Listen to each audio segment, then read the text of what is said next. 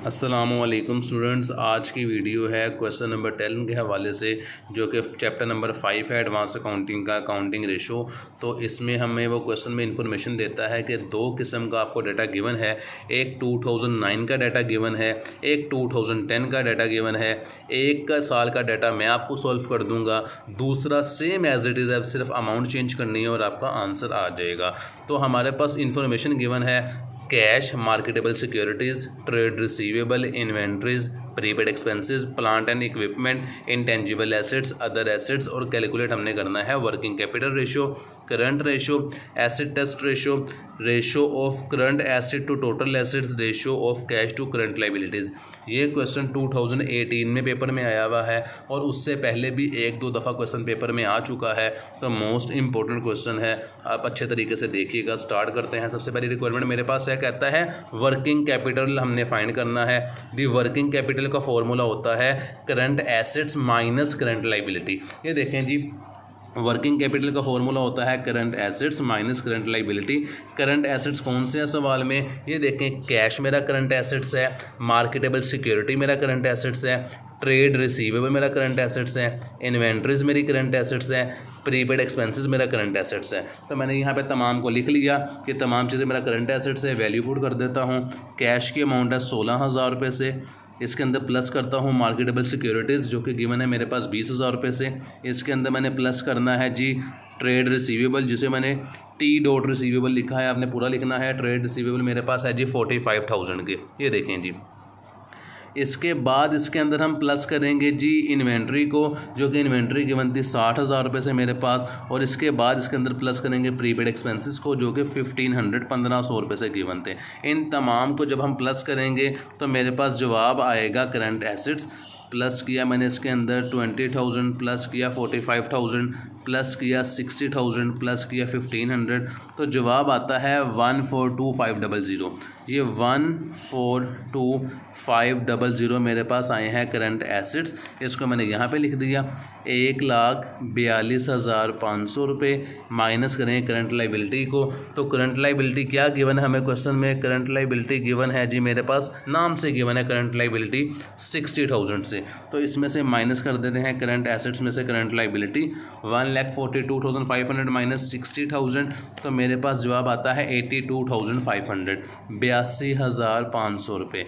ये मेरे पास जवाब आया है वर्किंग कैपिटल का, दी वर्किंग कैपिटल का। आंसर चेक करवा दूँ, ये देखें जी 82,500 रुपये।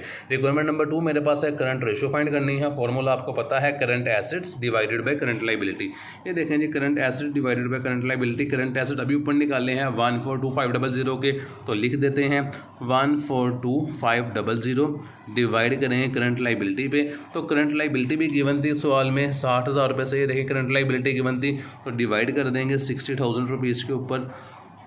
तो करंट एसेट्स थे 1,42,500 डिवाइडेड बाय करंट लाइबिलिटी, तो जवाब आता है मेरे पास 2.37। इसे अगर मैं राउंड ऑफ करूं तो 2.38 आ जाएगा। बेशक यही जवाब लिख दें, बेशक आप पूरा जवाब लिख दें, जैसे आपको बेहतर लगता है। 2.375 रेशो का निशान लगाएंगे, साथ 1 लिख देंगे। ये मेरे पास करंट रेशो का जवाब आया है 2.375। रिक्वायरमेंट नंबर 3 में मुझे कहता है कि एसिड टेस्ट रेशो फाइंड करनी है। एसिड टेस्ट रेशो का फॉर्मूला होता है quick assets divided by current liability.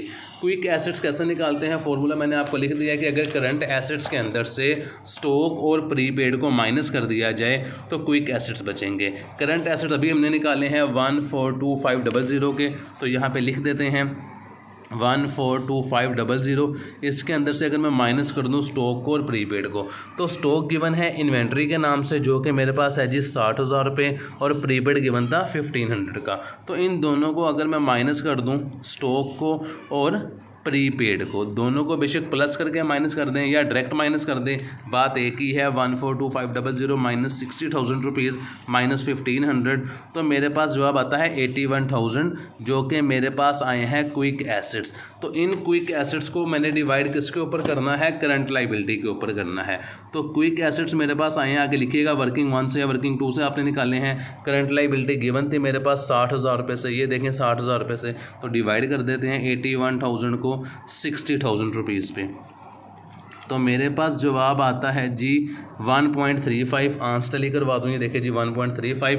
तो ये 1.35 मेरे पास जवाब आ गया है जी एसिड टेस्ट रेशो का। रिक्वायरमेंट नंबर 4 है मेरे पास, जिसमें वो मुझे फाइंड करने के लिए कहता है, यहाँ से मैं आपको दिखाऊँ तो the ratio of current asset to total assets. इंतहाई आसान है कि करंट एसिड्स को टोटल एसिड्स पे डिवाइड कर देना है। ये देखें जी फॉर्मूला बन गया current assets to total acids.